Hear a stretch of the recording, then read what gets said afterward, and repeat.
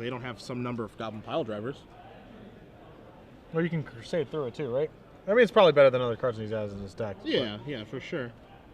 Taking a look at Jason's Goblin deck list, is we do see a turn 1 Cavern of Souls for Goblin Lackey, which is a great start against Joe's deck. He does have the usual suspects of Goblin Lackeys. He has 4 Pile Drivers, 4 Matron, 4 Ringleader, 4 Incinerator, and 4 War Chief. He's got the 3 War Marshals, 1 Prospector. His singletons are Siege Gang Commander, Krenko Mob Boss, Sting Scourger, Goblin Sharpshooter, and Tin Street Hooligan, which implies that he is playing green instead of black, with only 4 Aether Vials and no Warren Weirdings to be found. I know that Goblin Pile Driver is a card that you're pretty sour on. Do you think it's more of a sideboard card or just doesn't really belong in the deck in general? I just don't think it's a card that really belongs in the deck in general right now. Joe is camera cursed, apparently. We're getting from our show director because he is on a 5-card mulligan, but he's done a nice job of taking care of Goblin Lackey at least to let this game go on longer. Yeah, Joe's been getting wailed on camera this weekend. He got caught a beat down in the standard portion from Travis Wu, who then went on to lose 3 consecutive matches afterwards en route to dropping at 1-3. And then Corbett Gray did him pretty dirty on camera earlier today. Yeah. As we're going to see an Aether Vial here from Jason, and we're going to see the second Aether Vial. So he is getting his card advantage engine online. And we see Joe does have lands. He has a Tundra and a Scalding Tarn. He also has a Sensei's Divining Top. So he can still play some Magic here. He's got 2 tops. A Force of Will, and you know he's going to have probably a little bit of time to reassemble a hand. As far as your question about Goblin Pile Driver, we see Aether Vials ticking up.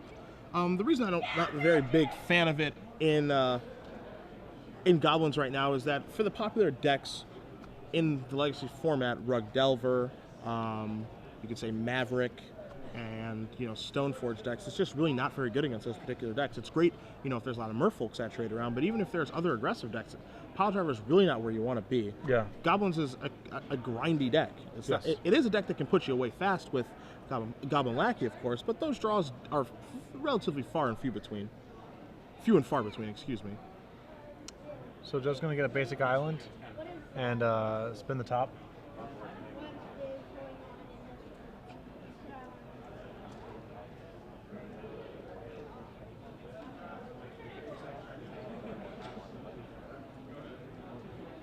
As we see a Force of Will, a Counterbalance, and mystery card. It's either a Terminus or an Entreat, right? It is an Entreat. So Joe has his back against the wall, and as most people do know in this particular matchup, Counterbalance not great against Goblins. And certainly once they have their vials on the table, then it's worth very little. Aether Vials made it much worse, but Cavern has even made it even worse. Yeah. Although, I think Joe actually kind of has a plan of action now, which is just to get a big Entreat. Yeah. He can keep floating it over there and then making a treat for, in between 2 to 4, and that's a real thing against Goblins. Yep.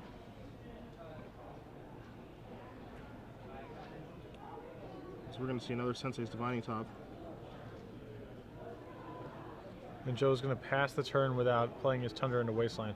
Which I actually like quite a bit, because he can try to wait for a spot where Jason taps the Wasteland for mana, so at least he can get one use out of his Tundra instead of just like playing it into the jaws of Wasteland and not really getting any utility out of it. Yeah, I like that quite a bit too. A subtle display of mastery by Joe. He's going to do the best that he can on a mulligan of 5, that's for sure.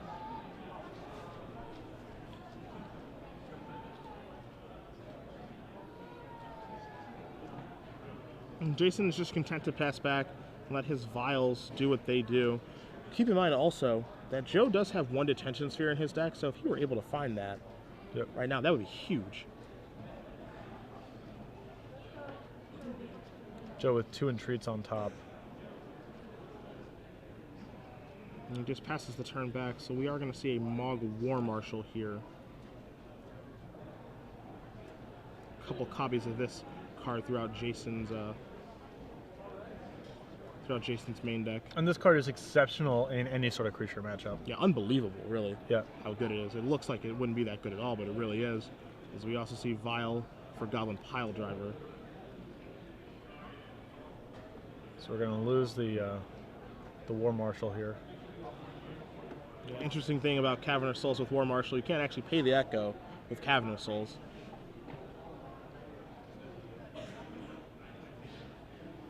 Take a vial up to 3. Are we going up there with both of them? Yes. Elevator going up. And I suspect Joe is not much longer for this world. We do see that Jason has a Goblin Matron, a Goblin Ringleader. Some things that he can really do to push some damage through now. Yeah. He still has to be conscientious of Terminus, certainly. For sure. Yeah. As we do just see an attack here for 4.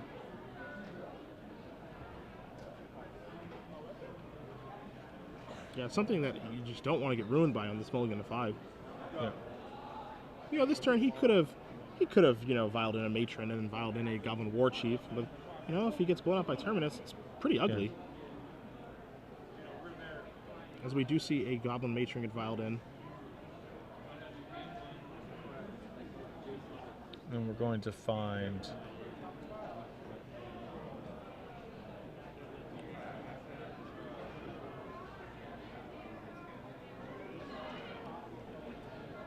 another pile driver. He's going to be able to play that through Cavernous Souls, so no counter magic to be scared of. As you see Goblin Matron on the screen there for you. And this is where Joe gets rewarded for his patience with that Tundra. Now he's going to be able to use it. And he does have a Terminus there. So there's also some patience there. Included Delta as well. Joe, a very patient man. Yes. In the face of all of these goblins and active Aether Vials. I think you want to float the Terminus for, like, inside of... you don't want to do it right now. Like, yeah, you want to wait onto Jason's turn. You know, you might be able to do some Ringleaders or just... you know, a War Chief, something along those lines. I don't see any reason. I like the play of just doing inside of combat, as we see a polluted Delta here from Joe.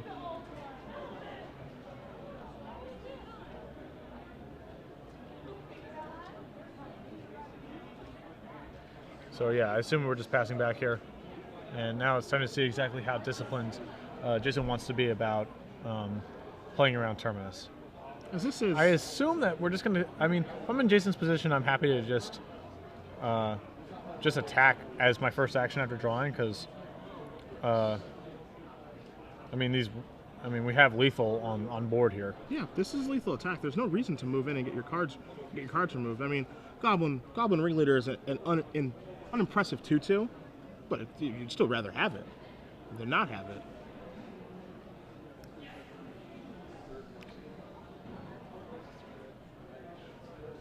Yeah, I mean, how much are we attacking for on board? It's 5, 10. It's 10, 20, 1, 2, 3. I count 25 on board. 4. No, your count's way too high. All drivers plus 2/0 for each other. Oh, is it other 2, attacker? 3, 4. Yes. It's other attacker, then 21. Yeah. 1, 2, 3, 4, 19. Yeah, 18, 19, 20, 21. As we see Rashad and Port tapping something in the main phase. He might actually be tapping the planes here, which is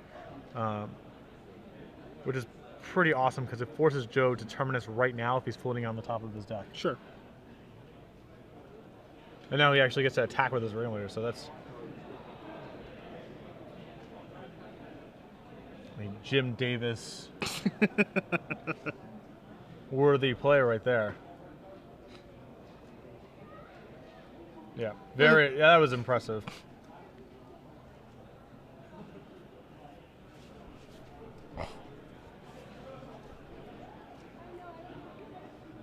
And so now we will see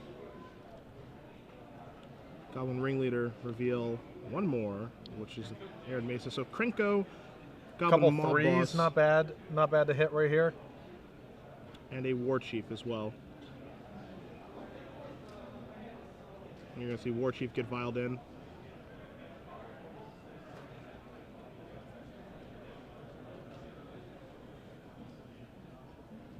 And so this will be an attack for 4.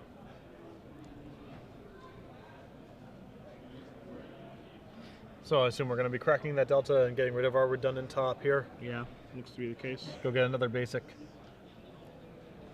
Going to knock Joe down to 9, I believe. 9 now. He's still got some hope if he draws his detention spear.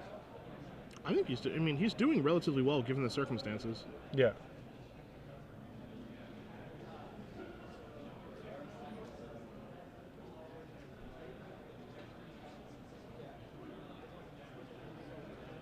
Spin the top here in a moment.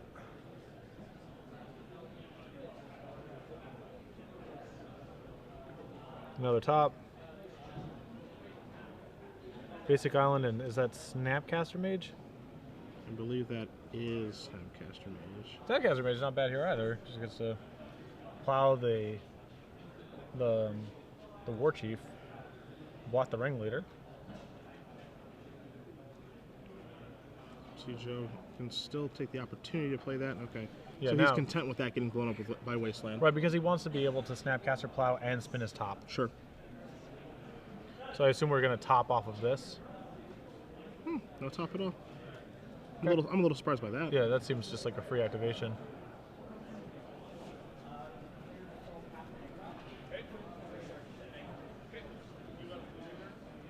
Vial staying at 3 and 4. Those are magic numbers for that card. All right, he's running the same play again. I believe we're porting the Plains main phase, so Jason doesn't have to worry about Terminus, or Joe has to do it right away. Yep. He's going to target Source of Plowshare. He's going to target Goblin War Chief.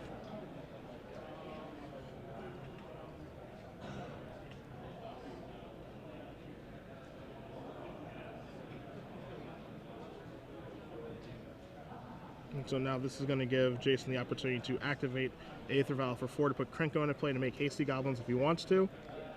Yeah, this might have been a misstep on Joe's part. He may need to just do this play right away, because allowing him to untap the vials and vial in a Ringleader and then vial in Krenko. So Krenko's going to have the opportunity to make 3 goblins now.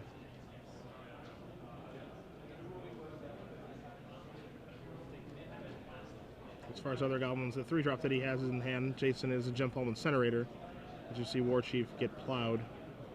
Now those goblin tokens won't be able to attack, as you see Krenko Mob Boss on the screen from M13, but Ringleader still can. Yep. And an active Krenko is pretty tough for this this Miracle deck to beat. Yeah.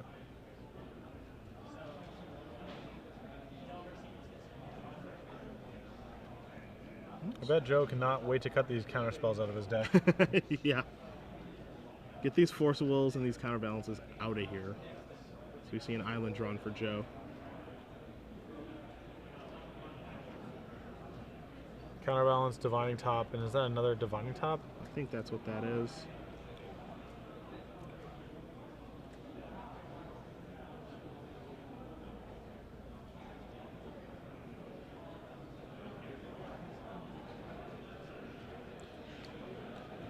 Jason doing a very good job of playing around Terminus, I feel.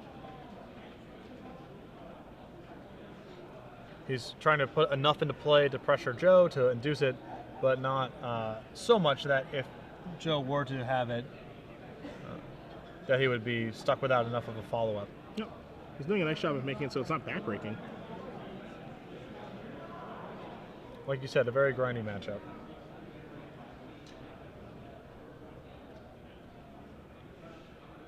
And so now we're going to see a Goblin Ringleader be put into play.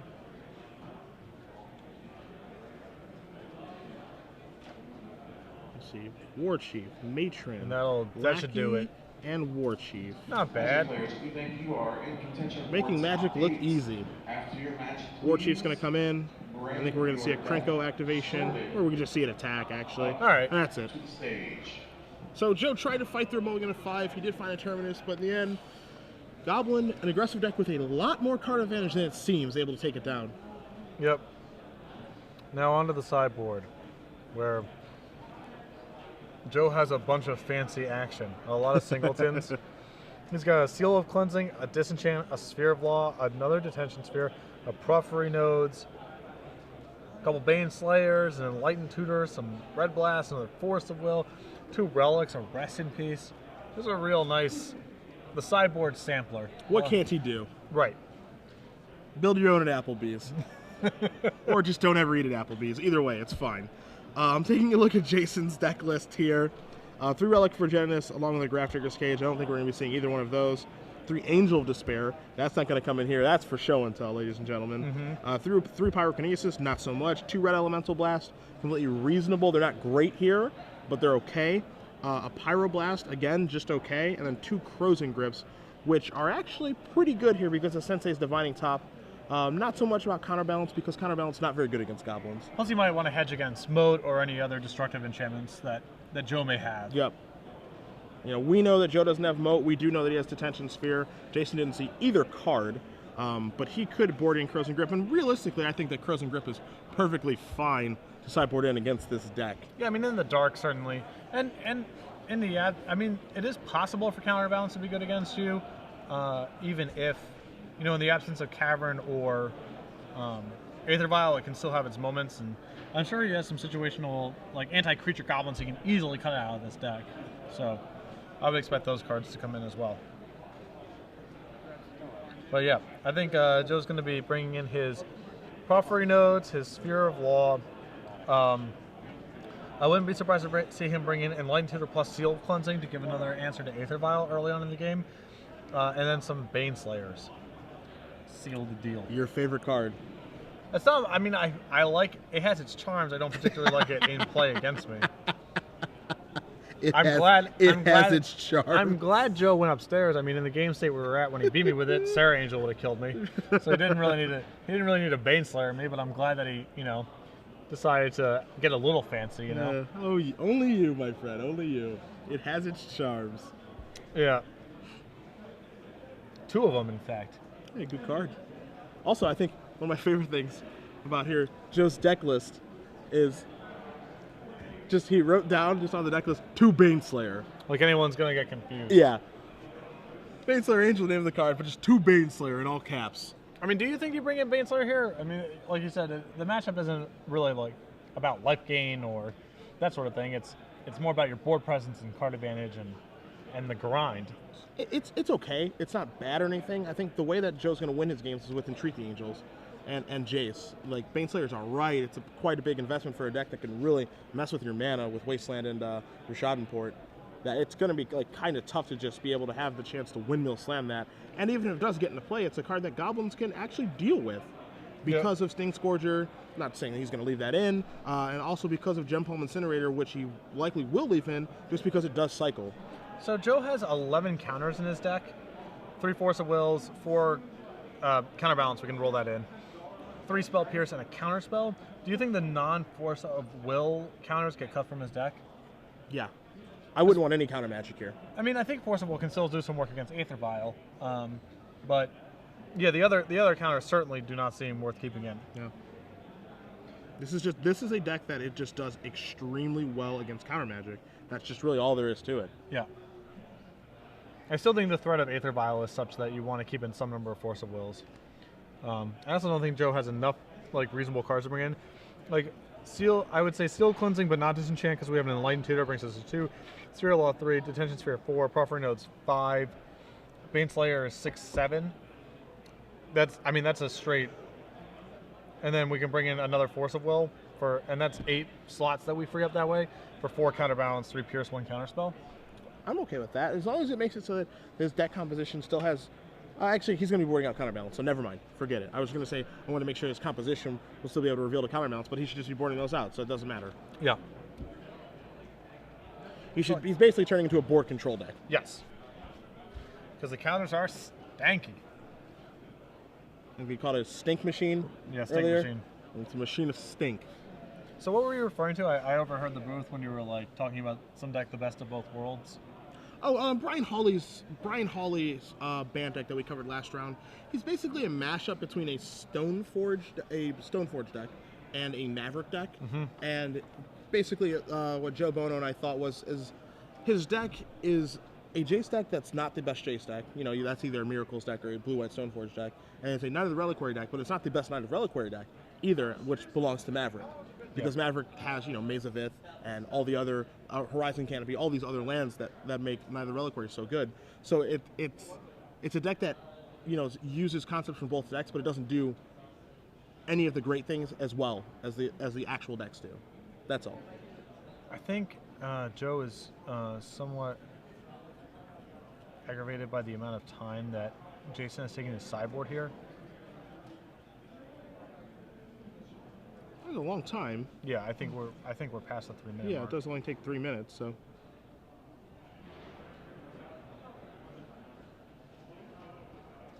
And Joe obviously has reason to have this on his mind because it's going to be not easy for him to win 2 games in 30 minutes. Yeah, this is he already has a draw today. And while he is a Miracles player, he doesn't play Miracles, slow, because he's been playing it for so long. No, he is an efficient Miracles player. So I mean, that's a huge part of playing this deck in tournaments too. Yeah, for sure. Yeah. You can see the aggravation on his face, and it's definitely warranted. Yeah.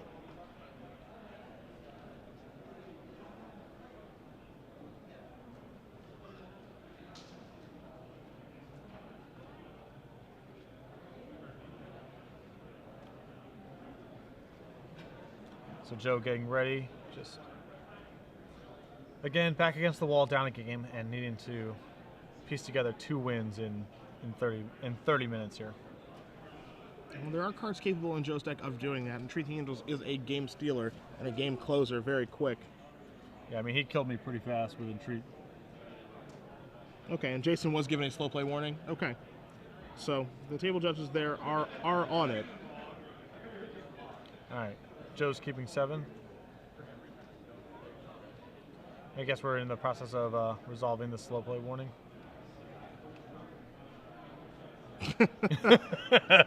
Joe's like, let's go, man. Yeah. Let's go. The clock is ticking. And I've been in this situation before when you play as much tournament Magic as Joe and I have, and I know you have as well. Like in matchups where it's time, like I'm ready to play.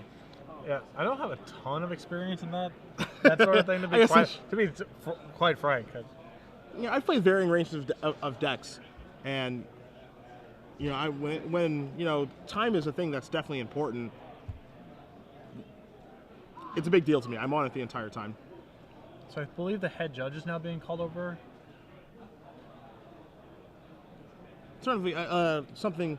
Okay, so there's a technical coverage problem, not a judge problem. Okay.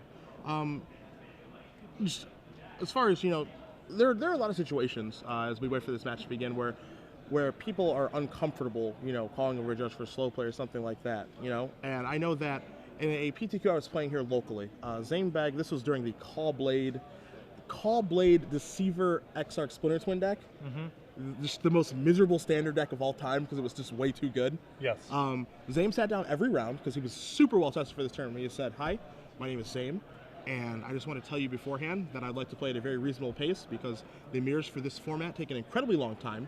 They're very difficult, and do not take offense if I call a judge for slow play on you." And she said that to every single opponent, played at a very reasonable pace, won the tournament.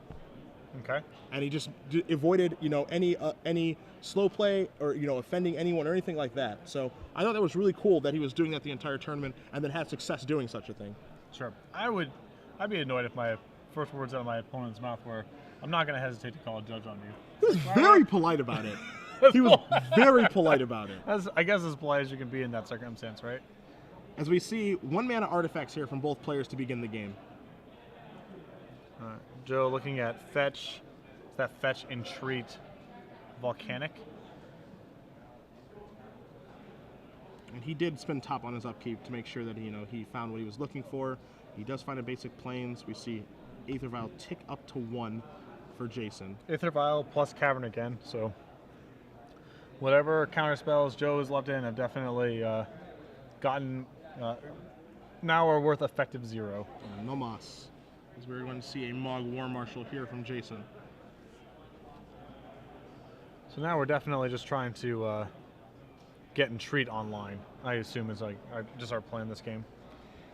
It's the best way to close out a game against goblins. It's very, very difficult for a goblins deck to be able to deal with that card. Yep.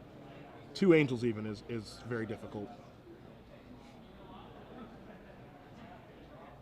So we see a Volcanic Island from Joe opening himself up a little bit to Wasteland here. Mog War Marshal gonna bite the dust because Cavern can't pay the upkeep, and Vial moving up to 2.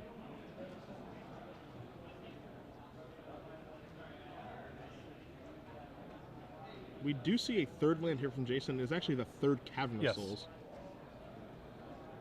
So still can't cycle Gem Palms.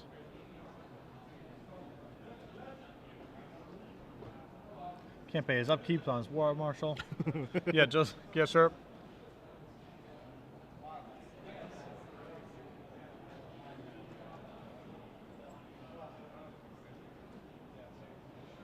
And we'll see what line of play he chooses. Looks like he's going to start off with a Goblin War Chief. Okay. Sure.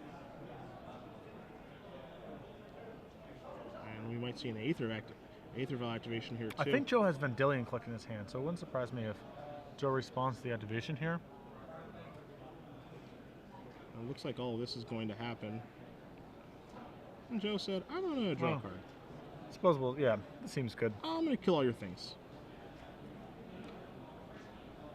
Yeah, it's important that Jason is careful with that Aether Vial because, as you said, the Vendilion Click activation, Vendilion Click, excuse me, the trigger from that can respond to an Aether Vial trigger. So you see Supreme Verdict in Joe's hand as well, so he does have a second Wrath. He also has the Source of Plowshares and the top that he drew last turn. Yeah, and he's loath to break that fetch line until he's actually ready to entreat. Yeah.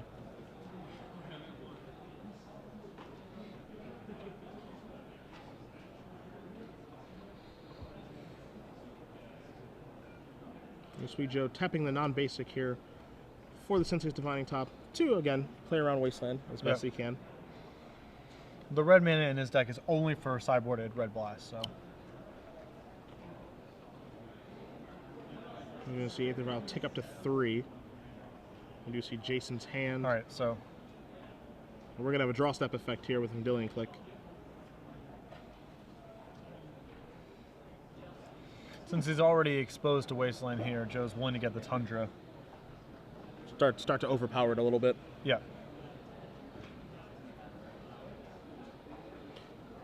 And he presumably has use for double blue and double white, so. Okay. Then. Okay. Well. Poor Joe. 3 copies of Goblin Matron and a Goblin Ringleader. That's a very, very good hand. Yeah, it's actually one of these weird spots where it's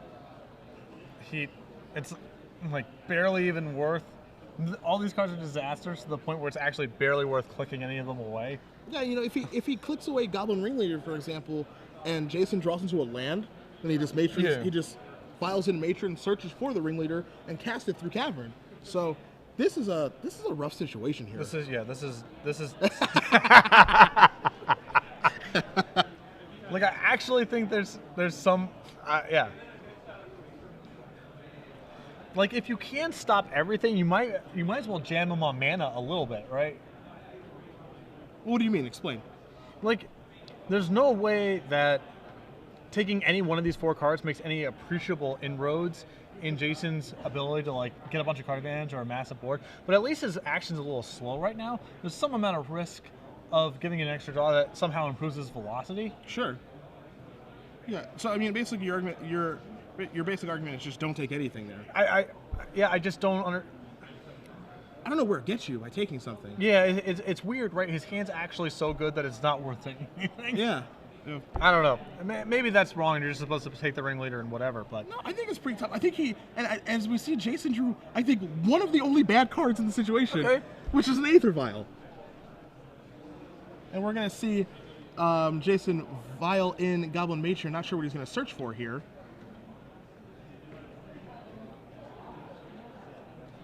Yeah, what?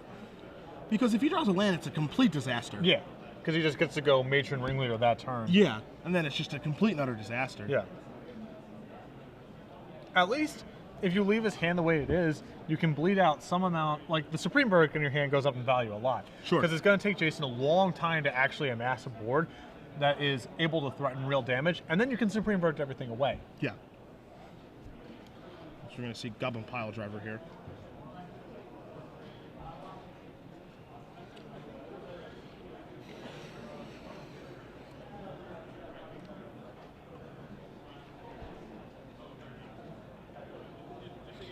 Joe's expression was a nice one, though. It was. Head and hands. Just frustration. Anything going to go my way today?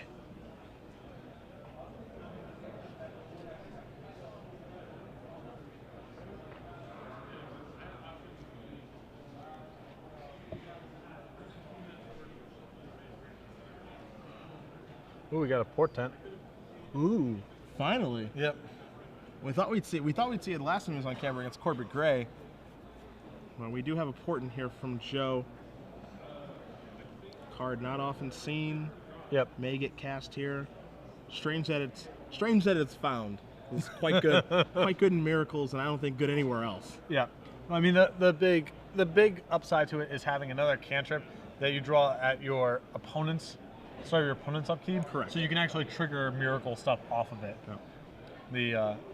The slow trips, as they were called back in the day. And we see Joe here setting up. He does have a brainstorm now, so you're probably going to see that Entreat the Angels go back. Yep.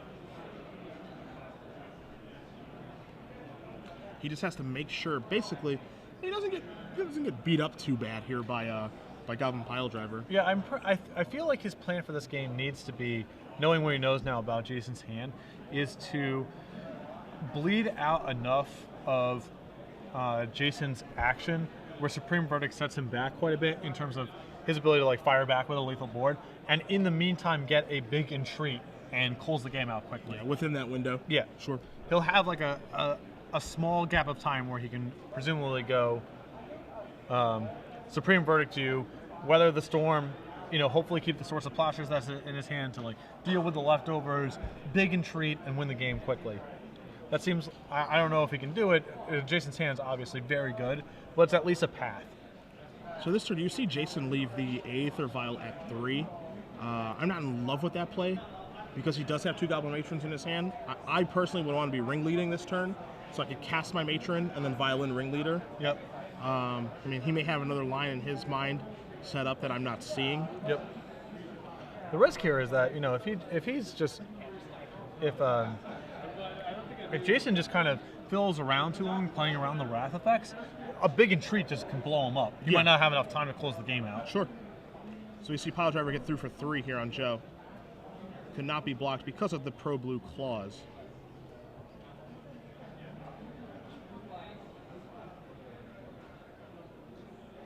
As we saw, Jim Palm Incinerator was actually the card that was drawn there for Jason's turn. You see Jason Violin, another Goblin Matron.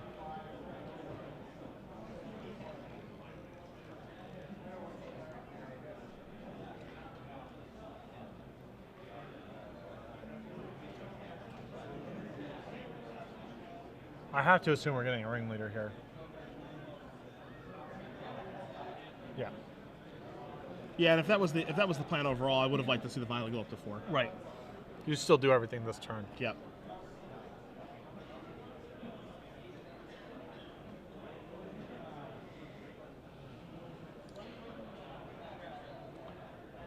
This is a spot where it looks to me like Piledriver is actually halfway decent because it allows Jason to play sort of this card advantage attrition game and still put a reasonable amount of pressure on Joe. Yeah, I mean, it does a relatively good job of creating some pressure.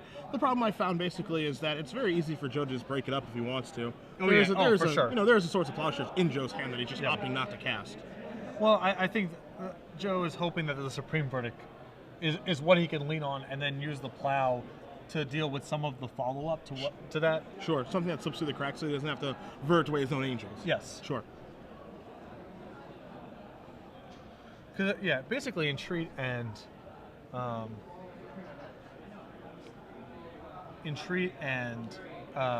Supreme Verdict are the cards that are going to allow him to overpower potentially everything that Jason's done. And he can't really be, using whatever the leftovers are. And Joe does draw his card for the turn. Is that a Bane? Is that a Bane Slayer Angel that he just drew? I can't tell if it's a Bane Slayer Angel or if it is an Entreat the Angels. But I know he does have an Entreat looming. He may have 2 Entreats looming there. Yeah. All right, so we're going to go upstairs with the vial. So now set at 4 and 2.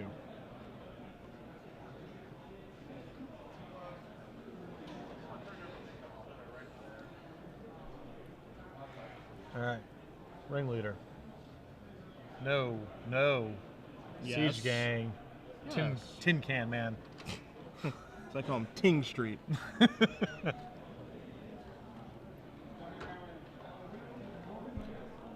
And Siege Gang is especially bad for Joe here because that's a huge bit of leftovers to have to beat after you've entreated. Well, it's interesting. I think most of the time, Siege Gang Commander would be like just horrific here, like just hell for Joe. But 3 Cavernous Souls, Yeah. no activations. Yeah, no red mana.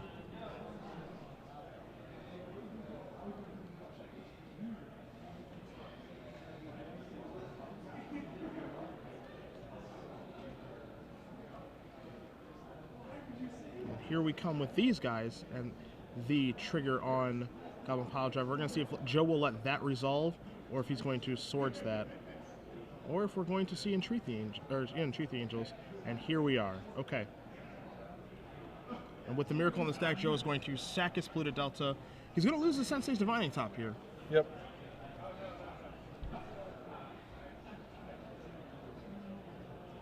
So if he can afford to take his lumps here, do you just block Matron and you block Matron Ringleader here, right? You still have your plow. You can just plow the Pile Driver the following turn. You can afford it. I think you can afford to take this hit, or rather, I think you have to afford it.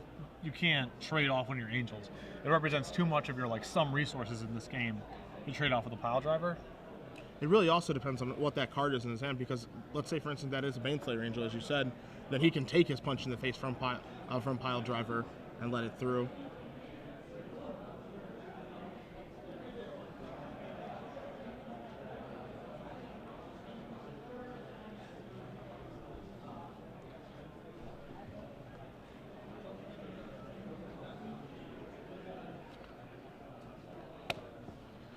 So, I think Jason just allowed him to get to blockers.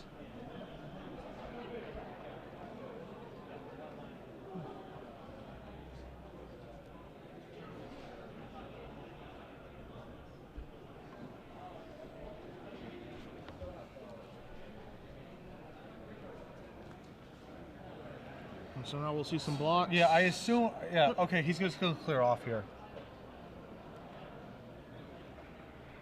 It's going to leave Joe with 2 Angels and a 3-turn clock. And so this is where things get difficult for the Goblins deck, because dealing with Entreat the Angels, it deals with creatures well, but it deals with creatures, 1 Tarmogoyf, 1 Delver of Secrets with Jump Home Incinerator, stuff like that. But when 3 4/4s come into play, that's what makes it tough for Goblins, because Goblins creatures are relatively stinky. We're going to Matron again.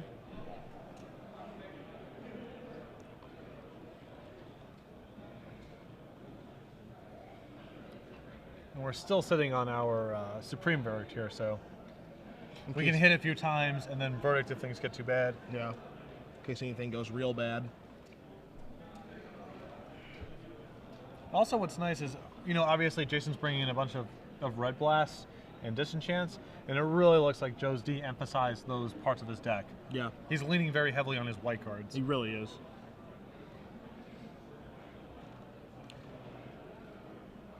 I'm just trying to think of, you see that the 2 Red Elemental Blasts and the Power Blast have been brought in. I'm just trying to think of, with how we think Joe's sideboard, all the counterspells going out, what blue cards does he really even have left in his deck? Brainstorm? Yeah, Detention Sphere maybe? Jace? Yeah. Which, that's obviously a good card to hit with Red Elemental Blast, but there aren't really a lot of good targets after sideboard. As we see, Jason's going to search for a Prospector. I think the reason to do this is so he can actually get his Siege Gang to do something. Yeah. Because he's still short on red mana that he can actually use.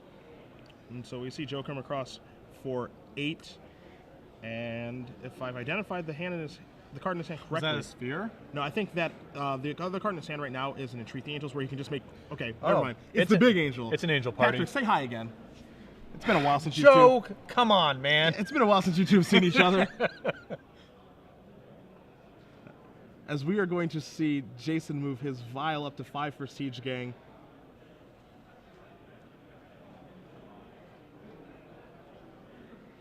And at this point, if Jason's actually received a slow play warning, then it's obviously he wants to think about his decisions, but that's got to be just looming in the back of his head that. All right, so he's going to now in his upkeep. Looks like he wanted to get his Pile Driver into play, and then take his pile up to 3. Yep. Yep. The judge just gave him a caution, so. pace of play a big deal here. As we are going to see, he finally does draw an Arid Mesa to search for a mountain, knocking himself down to 11. Well, that Baneslayer is a huge beating in his ability to like alpha strike here. Yeah, it'll basically prevent Jason from making any real attacks. Yeah. I mean, he can generate enough red mana to shoot down the Baneslayer, right? So he needs basically 3. Yeah, I mean, he can shoot it down. Yeah, no, you see the mountain. The mountain was a key draw, yeah. Whoa, we're just cycling Jump Bomb. Yep. That's much more efficient.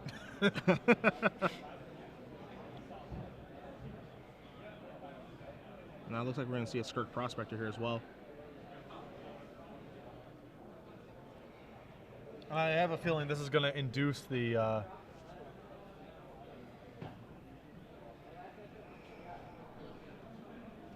And so you see Jason moving his goblins around, considering how if it's time to sacrifice anything. So we are going to see an attack for 1 here with the Matron, putting Joe down to 13. So we have 1, 2, 3, 4, 5, 6, 7 plus 1 mana up. So we can't kill Joe. So I assume this is just going to induce the Supreme Verdict. Yeah, I think that's probably going to be the case. Joe does draw a Sensei's Divining Top for the turn. Probably going to get in here with the 2 Angels, play a Supreme Verdict, maybe play a top and just say go. Yeah, seems reasonable. All right, so he does come Jason across. falls to 3.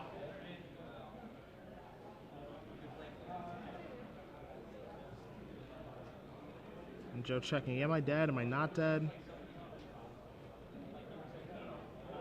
Sensei's Divine Top. Okay, so we do see a Brainstorm in Joe's hand as well. So he can brainstorm that Terminus. I still feel like he's better using Supreme Verdict. If he has to Wrath, I'd rather keep an instant speed Wrath in my hand and get the sorcery speed out of my hand while it's still good value. Yeah, me too. And that's exactly what he's done here. Terminus on the stack. We're going to see a bit of goblins being thrown here due to Skirk Prospector plus Siege Gang Commander. And Joe's just going, okay, yeah, just go ahead and do it. Yep. If you're going to do it, just do it fast. So we have 2 mana. He still has not... Get a sack of goblin for that. Okay. Okay.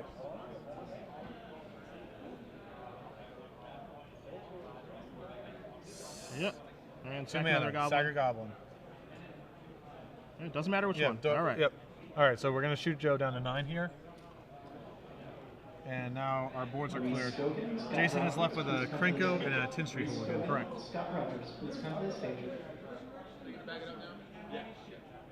Watching Joe navigate this has been very impressive. I agree. He's really gotten himself out of some sticky situations here. Yep. I mean, he's threatening just all he needs is really 1 more entreat. So we see Goblin War Chief drawn for the turn by Jason. Krenko going to get viled in. War Chief going to get sent in. War Chief, best draw possible here this turn. Krenko was not going to have haste before, so Joe would be able to swords it if he needed to. Yep. And now you're going to see this. So this is 3, 4, 5. That's 7 damage. How is he casting Tin Street Hooligan? Because of Goblin War Chief. Oh, sure. Okay, I'm sorry. Yes. So he gets to make 1, 2, 3, 4, 5. So this is 3.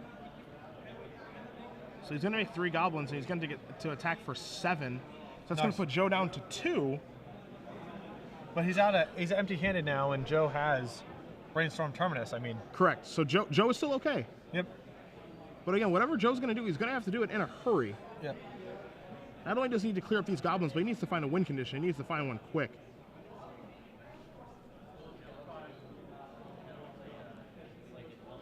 So we are going to see a Brainstorm here to start the turn. Joe draws a Vendilion Click. Ooh. That click is perfect. Players in the Legacy Open. He can time in round 8. Once again, that he is can time in round 8. both Terminus and click this turn. Yep. So inside the draw, he can Terminus and then click him. And I mean, Jason's drawing pretty slim at that point, right? Yeah. On the upkeep, he can draw the card with the top. Let's see if he opts to do it this way. I mean, you have to do it in draw, right? You don't want to get... No. On your what Joe would do there is on his on Jason's upkeep, draw the card with top, terminus him, and then in Jason's draw step, Vendilion click Right, him. that's what I mean. I'm surprised Joe let him get to his main phase. Yeah, me too.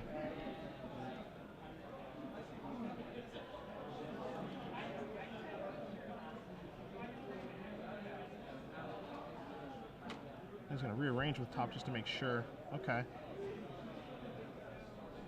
All right, so there's a terminus. Yeah, because see now, I think it was super important for that to be the draw step. To do an upkeep and draw step. But yeah, now we're still inside combat. Vendilion click you. Okay. Vendilion click Sea Goblin Pile Driver. Okay, Keep it. Keep it, cast it, die. Yep, draw attack. Dead. Okay.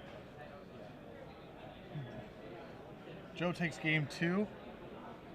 Not entirely sure exactly how much time is on the clock, as we just got The clock that we do have is, the clock was just adjusted. It is correct. Okay.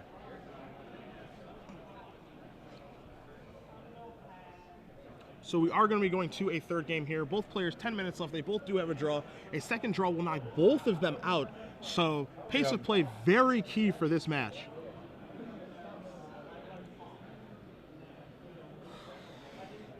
It's funny because there's plenty of times where Jason's operations were like plenty fast about going about his stuff, but I don't think there's any ill intent here. I think he might there's some places where he just might be a little apprehensive about being on camera. Yeah, or perhaps unexperienced as well with the deck. Yeah, I mean, it's perfectly reasonable, yeah. We're definitely not as much experience as Joe, but I mean, you can say that for about 90% of Legacy players as well. Right. Joe plays a ton of Legacy. But Joe's deck looks a lot better for the matchup on the draw. I mean, Jason again led with Cavern, Aether Vial, had infinite gas. I mean, that click was 3 matrons and a ringleader. Yeah. And Joe was just sort of able to slog through it.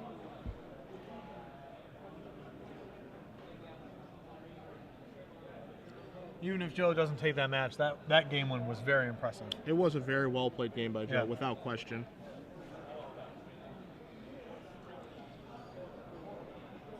And looking through his sideboard, it looks like he is bringing 2 copies of Force of Will back into his deck, it looks like. Putting him in on the draw. Yeah, it's just more vial insurance. I'm good with that. Yeah.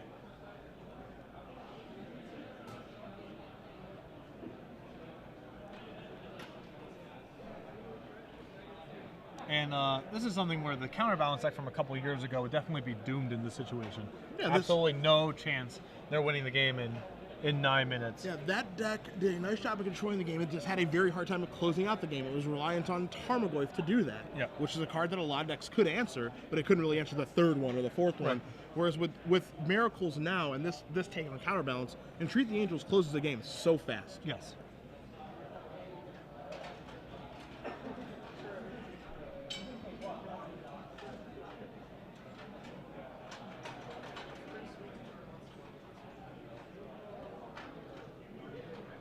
I think Jason's hand has 0 or 1 lands in it.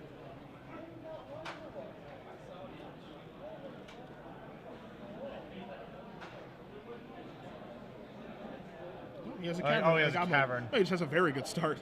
Oh, just that. Joe has a Force of Will in his hand. What did Joe draw there? Does he have a plow? He's going to need one. This is a deck that can survive a Lackey hit just because of Terminus, Supreme Verdict, those sort of things. Yeah. Depending on what card they put in. It's definitely not a plow. Well, you are going to see Sensei's Divining Top, and he's going to pass back and shuffle. Here comes one on the chin. One of the most feared starts in Legacy, uncontested.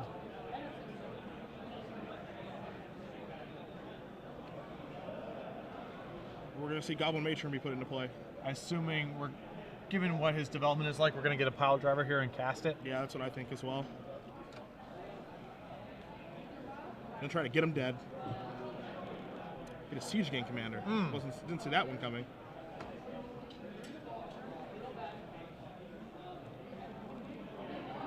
And pass the turn back. Top on upkeep. I don't love that.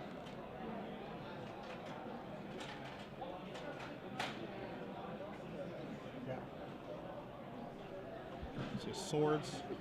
An Enlightened Tutor. Sphere of Law, likely the card that you can search for. Yeah, I with mean, that. does he have enough time to get Sphere of Law online? Well, I mean, 6 minutes, 6:52 on the clock. No, I just mean in the game. Is he going to die too fast? No, not at all. Okay. He has swords to take care of the lackey, though. That's why I'm surprised he didn't search for Pile Driver to put it into play, because Yeah. now his sword just breaks it up. Yep. And he's out of lands. Yeah. I mean, he's out of, his hand's just all expensive spells.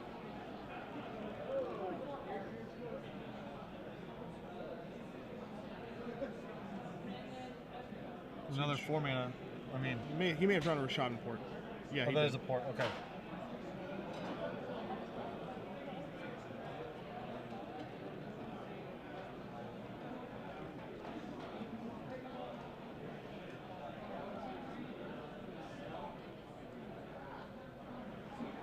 I assume we're just going to go to Plains here and plow in. Yep.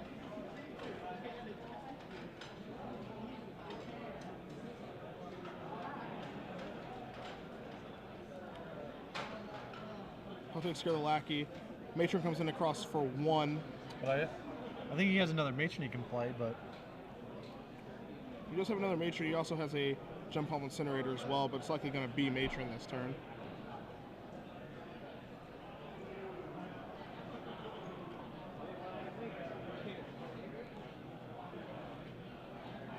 and Jason's deck is definitely able to keep up in sort of the grindy aspects of the game without Vial, but it's definitely a lot less explosive. Yep. I mean, Joe's getting time to get his feet set a little bit. It's a much different game with when they have Vial and when they don't. Oh, he's getting a new lackey. Seems ambitious to believe that card's connecting again. Yeah, I mean, it's going to be 2 turns from now if it does.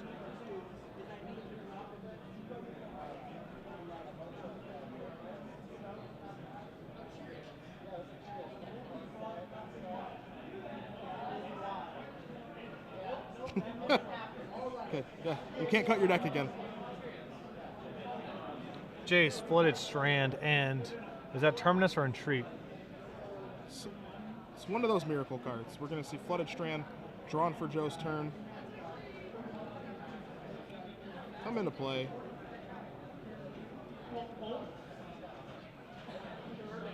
Is it Portent time? There is a portent there. Looks like it may be portent's time. We might want to get that one up on the screen. Yeah, it and all of its ugly art. There she is. So again, what's interesting about this card is that it is a cantrip, but it is a slow cantrip, so that he draws a card at the beginning of Jason's upkeep, and drawing the first card in his turn leads to miracles being cast. Yep. So it's very similar to a Ponder, but not the exact same.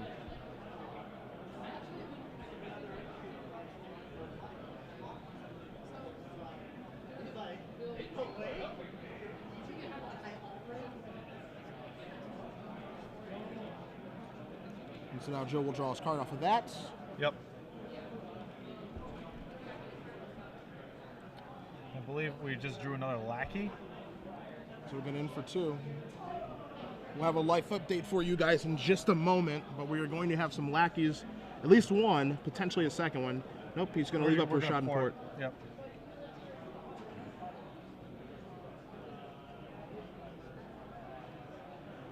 And Joe says, all right, how about Turbinus?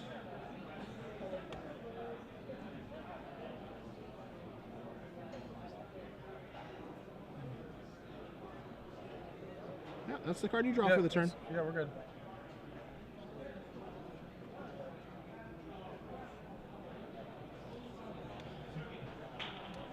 I don't think there was another card that fell. No. You think you're in contention for top 8, and you have not yet brought your deck up. to Shuffle his check, deck? Please do that right now.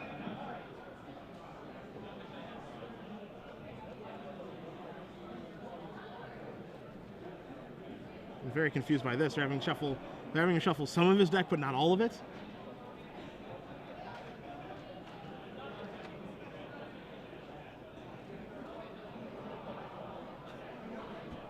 Okay. Oh, that was after he drew. Sure. I thought that was the card he drew for his turn. I was like, all right, just get up and put in your hand. Yeah. Yeah. So we see Aaron Mason search out a mountain. I think we're going to see a Goblin Ringleader now. Yep.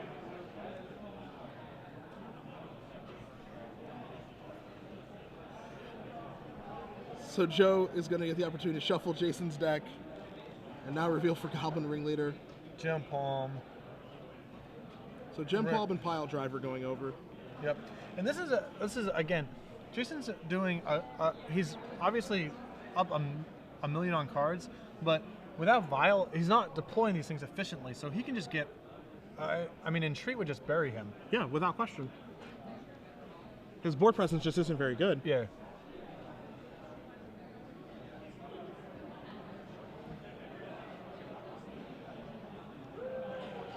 So yeah, Joe just really needs to find an Entreat fast, but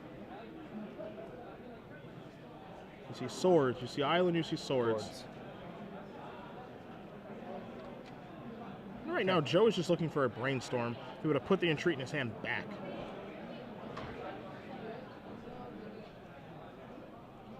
See island.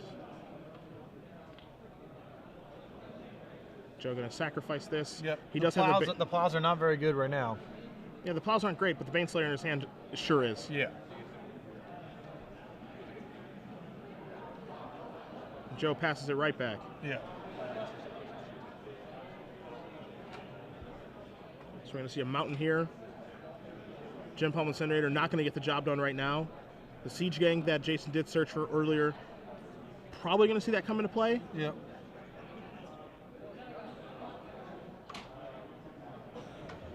Instead, we're going to see a Goblin Ringleader. Yeah, I think that we need to get that Siege Gang into play. Yeah, I 100% agree with you. And that's an 0 for 4 on a Ringleader. When you have the opportunity to get Siege Gang into play for your turn, that's definitely what you do. Yeah, because he needs to untap and be able to kill that Baneslayer. Yeah, and Gem Palm Incinerator will allow him to do that. Right now, he has a bunch of goblins on the board, but none of those goblins really matter. Oh my god, much. It's another Baneslayer. I don't think he has a 6th land, though. Just double up. Although he did find a Brainstorm, so now he's gonna Entreat.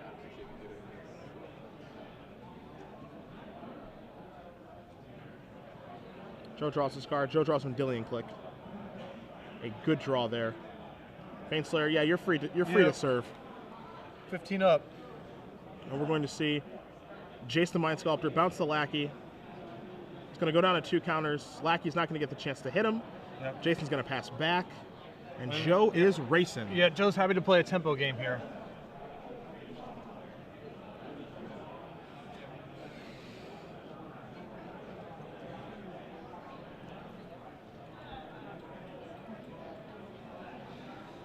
The turn starts with Goblin Lackey. All right, this is turn 1. This is turn 0. Jason is turn 1. This is actually turn 1? Yeah. Okay, this is turn 1. Gem Palm Incinerator cycled. I guess we're Gem Palming twice. Okay. Gem Palming twice, okay.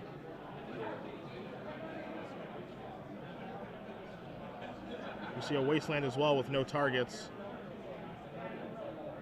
You might see Jace bite the dust here as well. I would assume that one's going to Jason, one's... Oh, we're letting him keep his Jace? I guess they both... Nope, oh, no, okay. I was going to say, I guess both players need to win, but... Joe's going to draw his card. He says, Baneslayer number 2, your turn. Yeah, so Joe can't... neither player can win in time, presumably. I guess Jason still has an outside chance. Yeah, Jason does get 2 turns. This is turn number 3.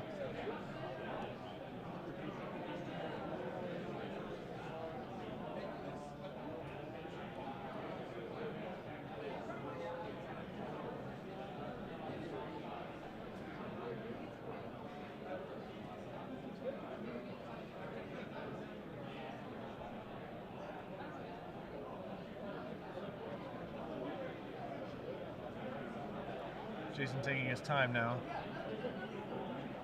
Trying to figure out if there's any way for him to...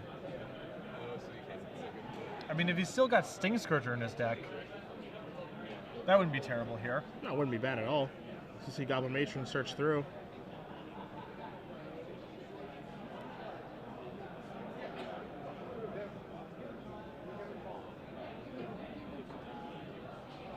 seems rough to keep in his Sting Scourger against the game 1, you know, no creature control deck or whatever. Yeah, this isn't really where you want to be with Sting Scourger at all.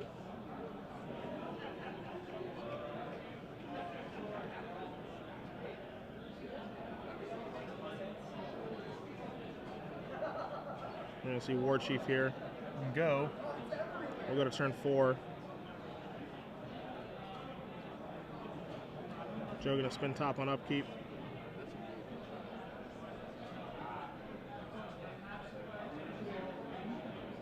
See a Brainstorm, you see a Volcanic Island, you see a white card, likely one of his miracles. I think that's a Bane. Because he had the second Baneslayer as an option Second Baneslayer's in play. Yeah, okay, yeah. He did have that. So I think that's Terminus? Volcanic Island.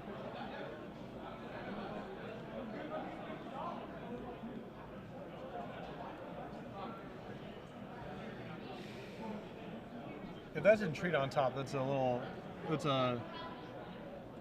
mean, in any case, it seems like Joe, with a couple more turns, probably pulls that out. Yeah. Regardless if it's Entreat or Terminus here.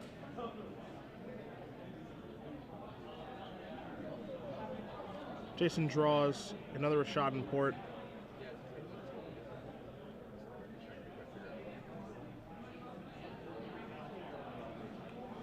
And he can push through 2 goblins that are uncountable right now. Life total should be 1810 in Lossett's favor, I believe.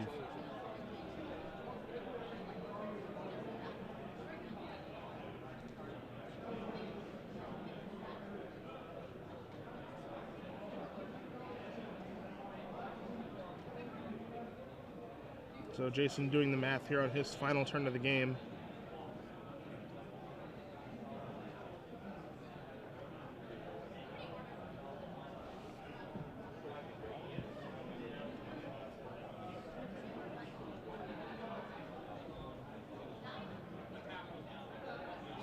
All right, there's a ringleader.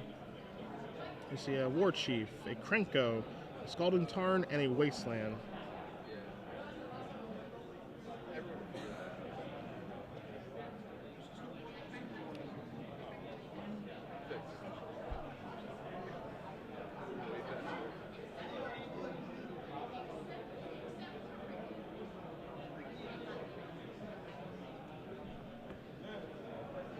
See, Jason's still doing some math here.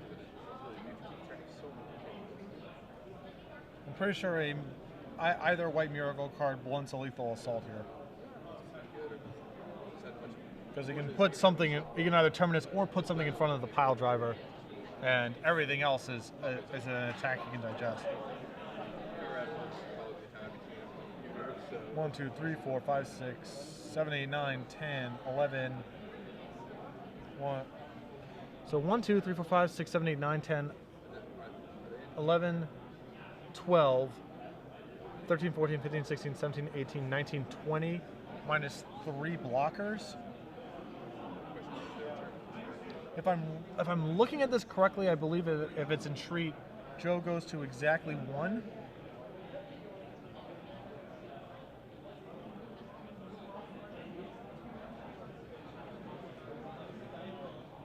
How about if it's Terminus? Then then we just spin our wheels here. Yeah.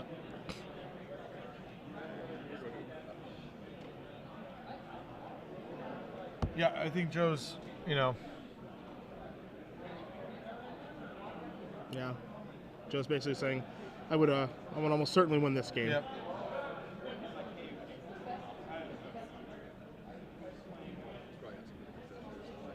So we'll see exactly how the matchup's going to be filled out. Right now, it's going to be a draw that knocks both players out of the tournament unless one is willing to concede to the other. Joe making his case for, you know, with 2 or 3 more turns. Joe was in a commanding but not inevitable position. Yes. And Jason had just gotten his board decimated, and I think most of his hand went into play. But again, it's a favorable position for Joe, but not a lock that he's going to win.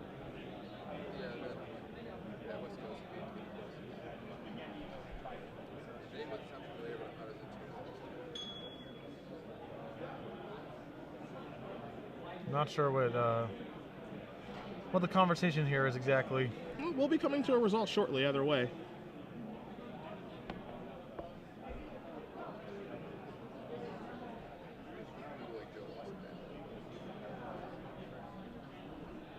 You know, with the judges there, I'm sure they're going to do everything. I'm sure they're going to do everything legally as far as what they can say and what they can't say. But we'll have the judges will step in and force a result very shortly here, as that is their job to do.